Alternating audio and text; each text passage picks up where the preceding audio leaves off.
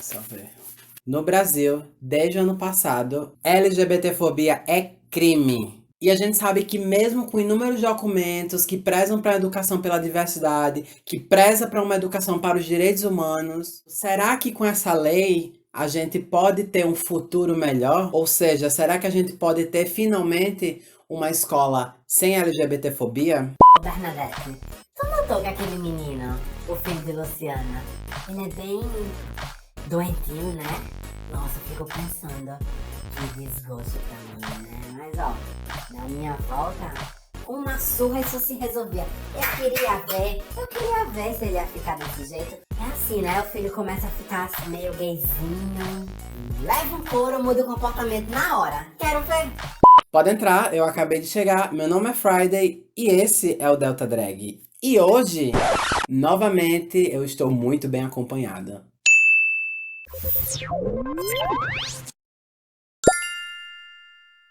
E em nosso segundo vídeo especial, em referência ao Dia de Combate à LGBTfobia, hoje vamos discutir a LGBTfobia na escola.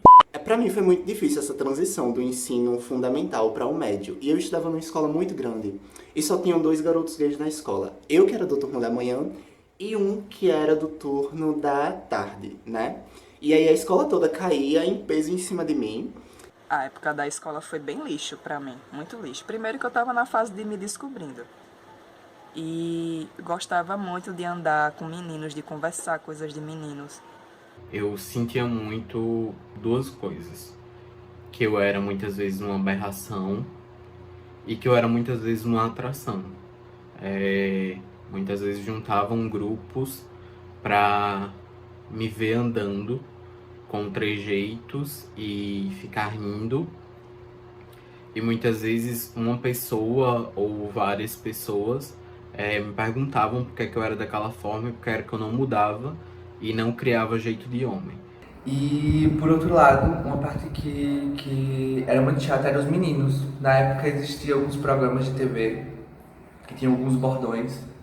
E era muito chato porque eles usavam esses bordões contra mim. Eram alguns xingamentos, tipo, olha a faca, umas coisas assim. E isso era muito chato porque tinha professores que vinham e não falavam nada, que riam. Do meu prézinho, primário, ensino fundamental 1, ensino fundamental 2, eu sempre sofri muito. Eu sempre fui motivo de chacota para meus colegas, motivo de risada. Sempre tive apelidos como gay, gayzinho, viado, boiola, baitola, viadinho, menininha, mulherzinha. Comentários como, fala como homem, se comporta como homem, age como homem. Isso sempre se fez presente na minha vida. Muitas vezes eu ia para a escola triste, sabia? Porque eu sabia que eu ia chegar lá com a camisa masculina ou unissex e as pessoas iriam olhar diferente para mim. E logo iriam surgir as perguntas. Nossa, você virou o sapatão? Nossa, você é sapatão? Porque eu me sentia bastante perseguido pelos alunos da escola. Pois os mesmos, eles viviam me atacando. Quando eu ia no banheiro, dizer que aquele banheiro era pra me usar, que eu ia pro banheiro das meninas. E era bastante aqui confuso na minha cabeça, porque se eu fosse no banheiro das meninas, dizia que eu não era pra mim no banheiro das meninas, que era pra mim no banheiro dos meninos. E era assim, bastante confuso na minha cabeça. E a gente não pode negar que as práticas de bullying homotransfóbicas, elas são constantes na escola. É uma forma de violência que se mantém viva e constante em todas as escolas desse país. E para falar de bullying, talvez vocês estejam estranhando o meu look de hoje, um pouco alternativo, mas é porque a gente vai falar de alguns aspectos interessantes relacionados à convivência entre adolescentes. Na minha época de escola, eu gostaria de andar assim. E eu andava com pessoas que se vestiam assim. Olha, eu já tentei conversar com o Emanuel, mas eu não entendo. Ele não gosta de brincar com os meninos. E o pior, os meninos batem nele. Ele deveria tentar se enturmar. Porque ele tem esse jeitinho dele, né? Não sei. No ambiente escolar, principalmente no ensino médio, que foi onde eu tive a oportunidade de vivenciar melhor a minha sexualidade e me entender enquanto homem gay, a sensação que eu tinha era uma sensação de não pertencimento, devido a eu não me reconhecer naqueles indivíduos com os quais eu estudava E essa situação ela só veio ser alterada a partir do momento que outras pessoas que se entendiam enquanto gays, lésbicas, bissexuais e até transexuais ingressaram na instituição de ensino que eu estudava e, assim, o nosso grupo começou a crescer de tal forma que a gente sempre se apoiava um no outro. Essa situação, ela me possibilitou fazer parte de uma representação estudantil secundarista, um grêmio estudantil, onde eu buscava sempre trabalhar pautas onde a diversidade sexual fosse respeitada dentro da instituição, tanto por professores quanto por alunos. Eu, enquanto LGBT, no ambiente escolar, eu sempre me senti muito só. Nos trabalhos, no intervalo, nos passeios de campo, sempre muito solitário. Mas aos poucos eu fui encontrando pessoas parecidas comigo e trocando ideias com essas pessoas e acabou formando um grupo de pessoas que eram de salas vizinhas ou até das salas que eu fazia parte. Como uma estratégia nossa de autodefesa, porque como a escola tem muitas pessoas, então era aquela coisa, né? Superlotação, 10 salas de aula. Eu era um bom aluno, tirava as boas notas e meu principal ponto de apoio eram os meus amigos, minhas amigas, na verdade, né? Que inclusive tenho contato até hoje. Sempre tinham figuras bem transgressoras, sabe? E era complicado porque às vezes as personalidades elas se permeavam de uma forma que a gente conseguia perceber a diferença muito nítida naquele lugar. Na verdade, a minha escola ela concentrava um grande número de LGBTs. Quando eu tentava me encaixar em grupo de meninas, era aquela coisa, maquiagem, cabelo, homem, blá blá blá. Eu já sabia que eu não queria conversar sobre aquilo. Não tinha pra que eu ficar num lugar que não estava sendo bem-vinda, sabe? E pra me assumir pra pessoas da escola foi bem bosta também. Se bem que eu não era tão assumida, só falava pra algumas pessoas específicas. O bullying pode acontecer na escola de forma verbal, física, material, psicológica, moral, sexual e virtual. Oi, diga. Chiclete no cabelo? Ah, mulher, isso é normal. Esses meninos fazem isso direto. Nessa idade, pelo amor de Deus. Colocou a cabeça de Matheus na privada? Ô, mulher, mas também, né, ele pede com aquele jeitinho dele. Isso é normal. Eu, particularmente, meu ensino médio foi bem tranquilo. Mas já o meu fundamental, que eu não sabia o que eu era, foi uma coisa bem complicada, bem difícil. Pois eu estudava numa escola que a direção era predominantemente religiosa, católica.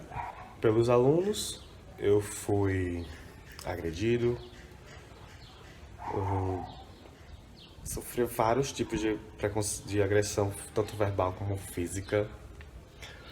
Pela parte da direção, eu era silenciado.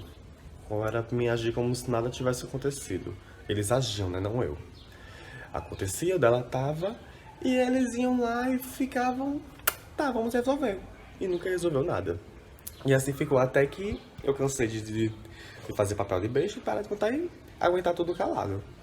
Situações de preconceito aconteceram e uma em específico me marcou bastante, que foi de uma funcionária terceirizada da biblioteca que fez uso de argumentos religiosos para me condenar e dizer que a minha sexualidade era um pecado, que era um erro e que Deus iria me mandar ao inferno. Com ela em específico, eu me sentei e conversei com ela dizendo que aquelas palavras me machucaram de tal forma que eu não queria nem contato com ela. Só que eu precisei dizer a ela que no ambiente de trabalho, esse tipo de coisa não deve ser falado. Por mais que suas crenças elas sejam fortes, mas elas são suas crenças, elas são crenças pessoais. Eu não posso utilizar ela no coletivo para poder julgar alguém ou dizer que alguém vai ser condenado ou não. Suas crenças, elas pertencem a você. No caso meu, uma vez lá em 2013, assim que eu me assumi, um aluno que estudava junto comigo, ele veio me atacar, me chamar de vários xingamentos, veio me xingar, veio me insultar. E eu, como nunca fiquei calado, eu peguei e comecei a falar merda pra ele também, xingar ele também, acabar com, sabe, com o que ele tava falando comigo. E ele pegou, tipo, achou ruim por estar me defendendo, porque ele achou que no mínimo eu ia ficar calado, só que não. E ele pegou, ia jogar a cadeira em mim, eu peguei a cadeira e ia jogar nele também. Quando eu estava no meu 4º ano, eu tinha por volta de 7 anos, 5 meninos da minha turma que tinham a minha mesma idade, o meu mesmo tamanho, me agrediram da porta da escola até a porta da minha casa. Foram um percurso todo me agredindo por causa do meu jeito. Sobre vivenciar alguma coisa, eu sempre fui uma pessoa muito tímida, muito na minha. Mas eu tinha amigos que sofriam muito, que o pessoal não perdoava, era os piores apelidos que você pode imaginar. Eu não me sentia bem vendo pessoas próximas a mim sofrerem algum tipo de agressão, tanto verbal, ou até mesmo se chegasse a ser física. Eu sempre estava ali dando apoio, sempre estava ali dando uma palavra amiga, porque como eu não passava por aquilo, passava internamente, mas eu sempre estava ali para ajudar e apoiar, mas era complicado. Eu nunca me senti pertencente dentro da escola, nem dentro do âmbito escolar. Sempre foi muito difícil eu lidar pelo fato de estar sempre sendo bombardeada de apelidos, né, de ofensas que denegriam a minha imagem enquanto indivídua e enquanto pessoa que queria crescer também, sabe? Queria crescer com essas coisas na cabeça. E foi preciso passar por vários processos para digerir tudo isso e me empoderar dessas coisas todas. Eu nunca vou esquecer do dia em que eu cheguei para uma coordenadora da minha escola, que eu estudava na época, e falei que eu estava sendo chamado de negão no café. Pra mim isso soa muito forte, porque eu sempre fui uma garota, eu sempre vim enquanto essa menina, né? Essa criança mulher. E essa coordenadora olhou pra mim e falou: mas você não é homem mesmo? Aquilo foi como um choque pra mim, foi como se ela estivesse me matando. Mas, enfim. E não, a gente tem que parar de achar que o bullying é uma prática normal que acontece na escola. Não é porque eu vivi que os meus estudantes têm que viver. Como eu já vi muito educador por aí banalizando. O bullying é uma prática de violência que ela pode ter consequências drásticas. E falando de bullying e especificando a LGBTfobia, não dá para ignorar que essa forma de violência pode deixar marcas na vida do indivíduo para o resto da vida. Olha, Luana, vou ter que dizer novamente pra você. Você precisa se comportar como uma menina. Porque assim, desse jeito, você nunca vai conseguir um namoradinho, minha filha. Então, sempre como uma menina, brinque com as meninas, tá bom? Durante a minha época de escola, eu não lembro de sofrer grandes preconceitos. Tipo, eu levava alguns nomes na escola, mas eu nunca me deixei abalar. Eu sempre enfrentei de frente. No ensino fundamental existiam algumas crianças que mexiam comigo, mas eu realmente não me abalava. Mas existia uma coordenadora que simplesmente ligou para casa perguntando se a minha mãe sabia que eu era gay.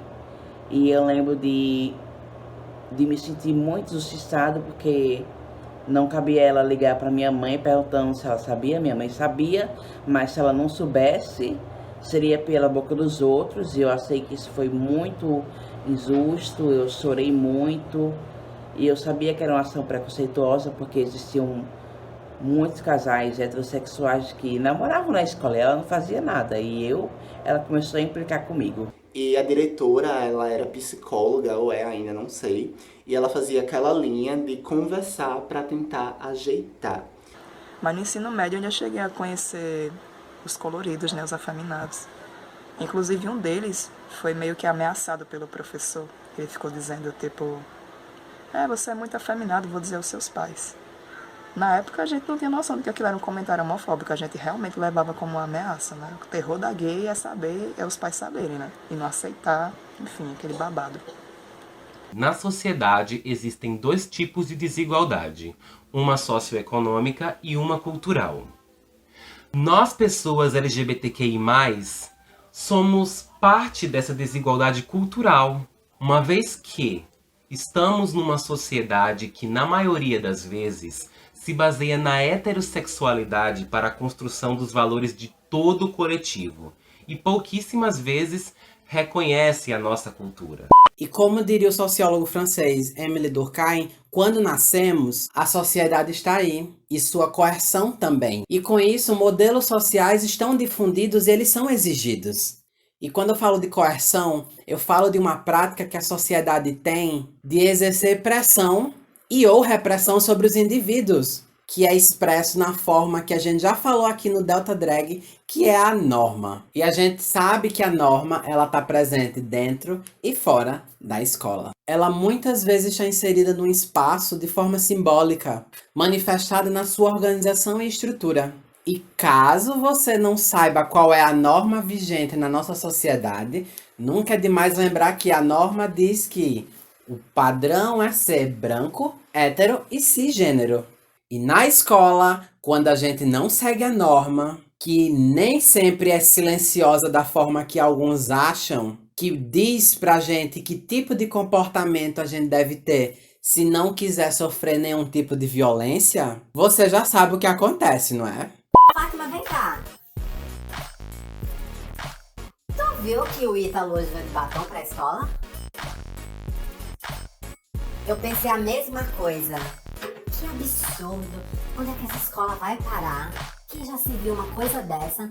Um menino tão bonito, um homem tão bonito se presta nesse papel. No interior do estado, na zona rural de onde eu vim, crescer como bicho é uma experiência muito doida. Especialmente porque existe uma norma de educar todos os meninos para serem homem macho, hétero e etc. E quando eu paro pra pensar nisso, eu até tento admitir que nunca me afetou muito. Mas não por não ser um problema, mas sim pelo fato de que eu nunca fui assumida LGBT na escola. Mas, ao mesmo tempo que eu tinha muita convicção, eu também começava a observar em como as pessoas tratavam isso. E eu acho que era exatamente aí que era o maior problema pra mim. Então eu sempre, meio quando todo mundo tava entediado, eu era meio que o viadinho, que qualquer coisa, tu viadinho. E aí todo mundo vinha em cima de mim. E era muito pesado porque eu não via apoio. Apesar dela ser psicóloga, a escola não tinha apoio sobre isso. Eu passava por tudo que eu passava praticamente sozinho, né? Isso foi horrível pra mim, mas não influenciou. Na verdade, influencia um pouco na pessoa que eu sou, porque eu sempre tinha que tentar ser melhor do que todos, né? Então, eu olhava assim, tá, eu sou viadinho, mas pelo menos eu vou ser o primeiro da classe. Felizmente, eu acredito que todo LGBT já passou por alguma situação de preconceito na escola. E no meu caso, né, eu cheguei a ouvir várias vezes, durante toda a minha vida escolar, piadinhas homofóbicas, né, de colegas de outras pessoas que estudavam na mesma escola que eu. É doloroso porque naquele tempo eu não entendia, né? Por mais que as pessoas acusassem, apontassem o dedo.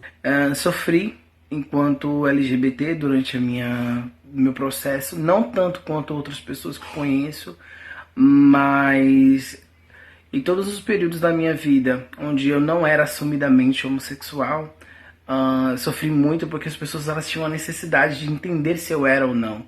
E a partir do momento que eu disse, oi, eu sou sim homossexual e tenho muito orgulho disso, as pessoas que me perseguiam elas simplesmente pararam. E aquilo que elas usavam para me ferir não fazia mais efeito. Então acabou que isso ficou elas por elas mesmas. Mas é isso. Na faculdade também não mudou muita coisa não, pelo menos pra mim. Ainda tenho que escutar comentário tipo, quem é o homem da relação? Você é muito machinha, muito caminhoneira. Quando eu quero botar uma roupa mais afeminada, eu tenho que escutar comentário de que eu tô muito garotinha, tô muito menininha. Nunca deixei de ser, viu? Temos que frisar aqui que na adolescência a questão da identidade de grupo ela é muito forte. Adolescentes que estão em processo de construção das suas identidades enxergam na violência um mecanismo de conquista e afirmação. E ao praticarem bullying, é uma forma de obter poder e de mostrar poder perante os outros grupos. E a gente, enquanto população LGBTQIA+, a gente sabe que na escola A gente tem duas escolhas. Ou a gente se camufla, aderindo aos diversos grupos que existem na escola, fingindo de morto, negando a nossa sexualidade para sobreviver, ou assume a sua identidade sexual ou a sua identidade de gênero e vira um prato cheio para as práticas de bullying. E anos depois, aos 27 anos, você abre um canal no YouTube para usar das suas vivências enquanto adolescente e profissional para falar sobre diversidade e educação. Se inscreva no canal. Então, Luciana veio com uma ideia de uma campanha contra a homofobia na escola, mas eu não entendo. O que é que essas pessoas querem com isso? Eu sei que ela é diretora, mas, gente, esse negócio de esquerdista, feminista, já tá dando no saco. Porque a gente não pode ser humanista, sabe? Valorizar o ser humano. É muito mais importante. No meu ensino fundamental, eu nunca tive nenhuma referência de pessoas LGBT. Então, eu não lembro se eu tive professor gay ou uma professora lésbica. E eu não percebia isso, eu não entendia. Mas a escola também não tinha palestra a respeito, não tinha orientações, sabe? De que não é diferente, não é nada de anormal em você ser diferente, sabe? O diferente deles. No meu tempo de escola, por mais que tenha sido atual, não tinha tanta informação como tem hoje em dia. E tipo, eu também não procurava e às vezes eu me isolava por não entender o que estava acontecendo comigo, por não pesquisar sobre o que era LGBT, sobre o que grupo eu fazia parte, o que eu era, o que eu queria ser. E eu acho que isso me fazia não me sentir acolhido, me sentia ter medo de falar com as pessoas, ter medo de ser motivo de zoação. Infelizmente, eu não só vivenciei situações de preconceito por parte de colegas e por parte de professores, como também presenciei.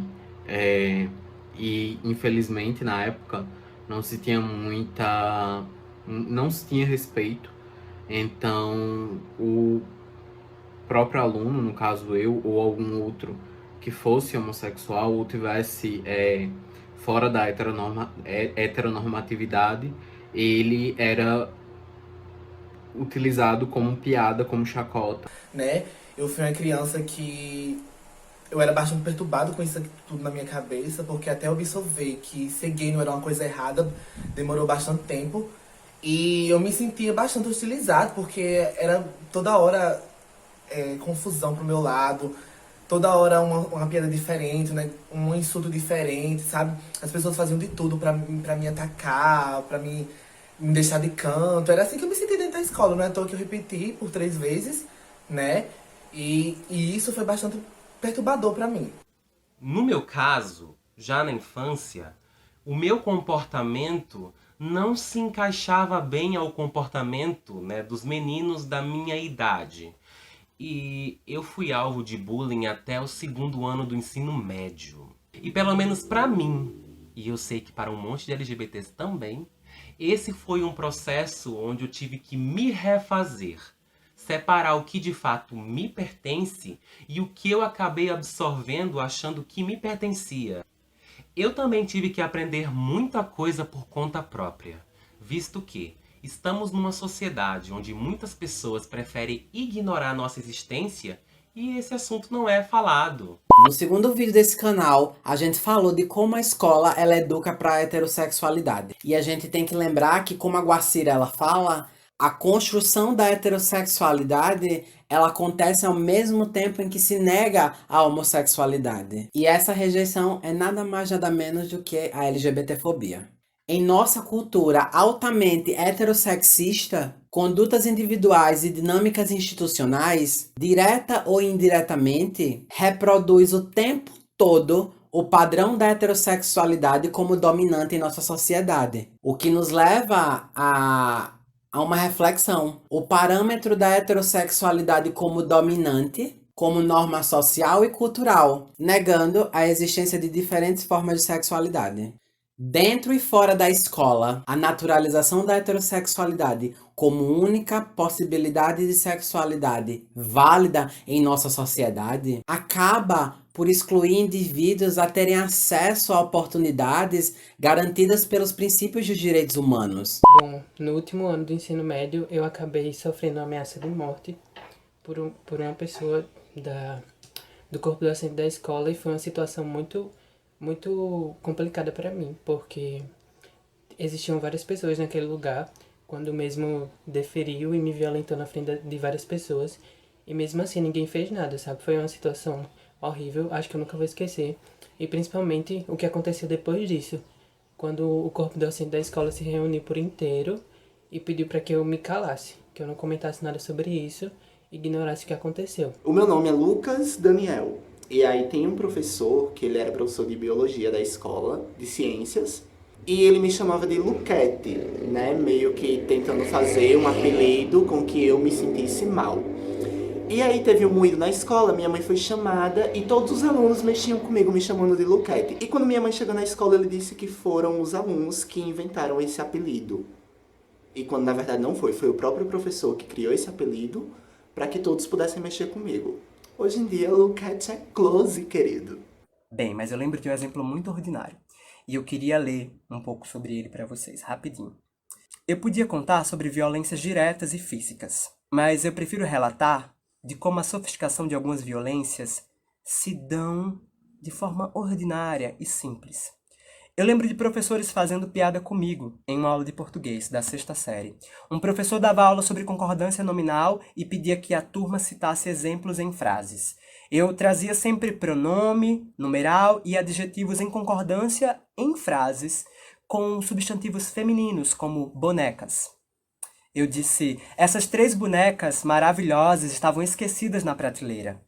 O exemplo ordinário foi motivo de chacota por parte do professor, que em sala de aula, em alta voz, disse: "Você só sabe falar coisa de menininha, é?" Ele insistiu, reforçando o quanto eu era afeminado e que eu não sabia falar coisas de menino, como futebol. Na hora, eu identifiquei a violência que sofria ali. Mas eu não tinha conceito para o ato que me violava, não chamava de homofobia ainda. Eu questionei imediatamente e, por sorte, a turma ficou do meu lado. Nós boicotamos a aula desse professor, o assunto chegou na direção, eu fui chamado junto com meu pai para uma reunião com o agressor. Na reunião, eu só pude entrar depois que meu pai já havia conversado com o professor e a diretora. Quando eu fui convidado a entrar, pediram que eu assumisse que era tudo mal entendido. Meu pai, em seu papel de homem hétero, seguiu o protocolo compulsório de sua identidade e pediu que eu me corrigisse na frente do professor, porque eu estava errado. Um exemplo bobo, né? Mas é que esse fato demonstra como nas coisas mais simples contém traços de gigantescas violências. Nunca foi problema que as pessoas me chamassem de sapatão, nunca me incomodou, mas me incomodava a forma que as pessoas tratavam isso, que as pessoas usavam esses termos, sapatão, viadinho, apenas de uma forma pejorativa e para tentar ofender alguém. E eu acho que na verdade, esses termos eram o que mais me irritavam e me deixavam tristes numa situação dessa. E sem sombra de dúvidas, a escola tem parcela de culpa na prática da LGBTfobia. Principalmente quando ela é omissa, ignorando, relativizando, tratando como algo normal ou natural e principalmente quando culpa os jovens por merecerem passar por isso. Ou até mesmo sem dar o encaminhamento necessário, chamando a família, acionando os órgãos públicos como o Conselho Tutelar para ficar por dentro de violências, porque acreditem, a violência contra a população LGBTQ+, nas escolas, ela é cruel. Precisamos pensar em uma educação que seja além da escola. É preciso educar toda a sociedade. E definitivamente esse é o melhor mecanismo que a gente pode adotar para a quebra e a eliminação dessa cultura de violência homotransfóbica que acontece em nosso país. É isso, hein?